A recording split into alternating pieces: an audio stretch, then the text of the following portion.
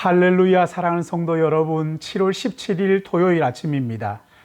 바울과 바나바가 1차 전도 여행을 마치고 안디옥 교회로 돌아와서 교회를 모으고 전도 여행 중에 하나님께서 행하신 모든 기사와 표적, 그리고 이방인들에게 어떻게 믿음의 문을 여셨는지를 보고하고 제자들과 함께 오래 머물면서 교제하며 쉬었습니다. 오늘 본문은 사도행전 15장 1절에서 11절의 말씀인데, 바울과 바나바가 전도 여행을 마치고 돌아와서 전도 여행 중에 일어났던 일들을 보고하자 많은 성도들이 감동을 받았습니다. 그러나 그 가운데 어떤 사람들은 또 그것을 시기하는 무리들이 있었던 것입니다. 어떤 사람들이 유대로부터 내려와서 형제들을 가르치되 너희가 모세의 법대로 할례를 받지 아니하면 능히 구원을 받지 못하리라 하니, 바울 및 바나바와 그들 사이에 적지 아니한 다툼과 변론이 일어난지라. 형제들이 이 문제에 대하여 바울과 바나바와 및 그 중에 몇 사람을 예루살렘에 있는 사도와 장로들에게 보내기로 작정하니라. 그들이 교회의 전송을 받고 베니게와 사마리아로 다니며 이방인들이 주께 돌아온 일을 말하며 형제들을 다 크게 기뻐하더라. 예루살렘에 이르러 교회와 사도와 장로들에게 영접을 받고 하나님이 자기들과 함께 계셔 행하신 모든 일을 말하며, 바리새파 중에 어떤 믿는 사람들이 일어나 말하되 이방인에게 할례를 행하고 모세의 율법을 지키라 명하는 것이 마땅하니라 하다 하니라.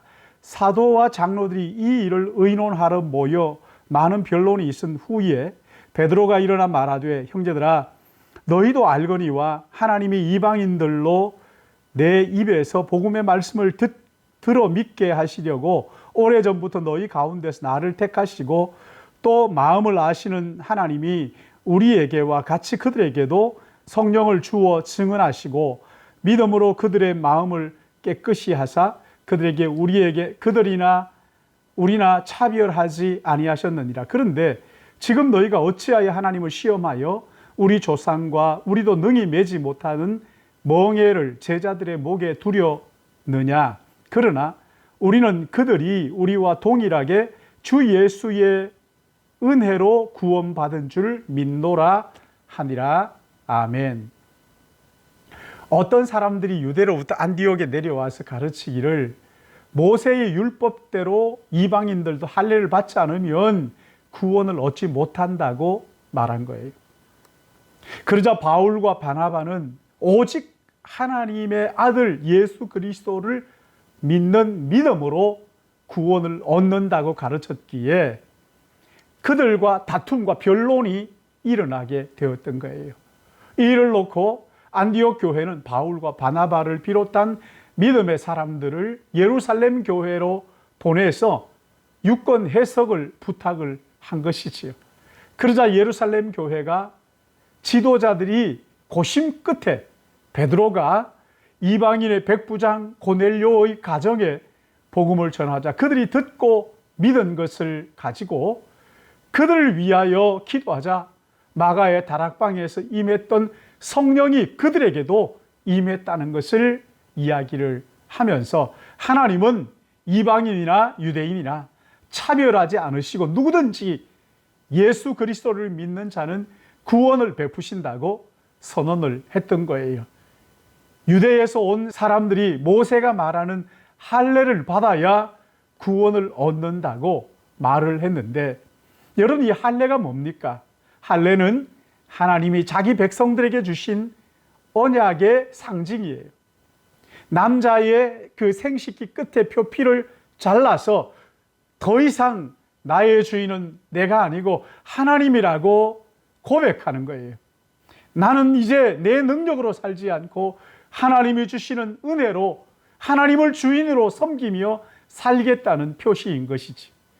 이것을 광야에서는 하지 못하다가 여리고 평지에 이르렀을 때 할례를 행하게 하시고 하나님께서 그들에게 수치를 물러가게 하십니다. 그리고 유월절 잔치를 베풀고 하나님의 도우심으로 여리고 성을 정복하게 되는 것이죠. 그런데 이 할례가 아브라함과 모세를 거치면서 율법으로 바뀌어버린 거예요. 할례를 행하기만 하면 누구든지 하나님의 백성이 된다는 식으로 이 의미가 변질된 거예요.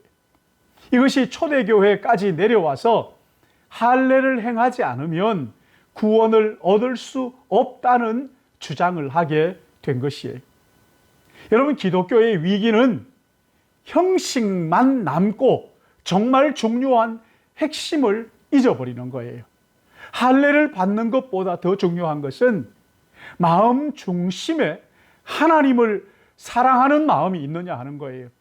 예수님을 정말 나의 구주와 주님으로 영접하고 내가 죽고 내 안에 그리스도께서 사시는 삶을 사느냐 하는 거예요. 그런데 이런 것들은 다 잊어버리고 무시하고 형식주의에 빠져서 누구든지 할례를 받기만 하면 구원을 받는다 하는 이것은 기독교의 타락이란 말이에요. 구약시대에는 할례가 의미 있었어요. 그러나 신약에 와서 예수님께서 십자가에서 죽으시고 부활하신 후에는 할례의 의미가 없어진 거예요.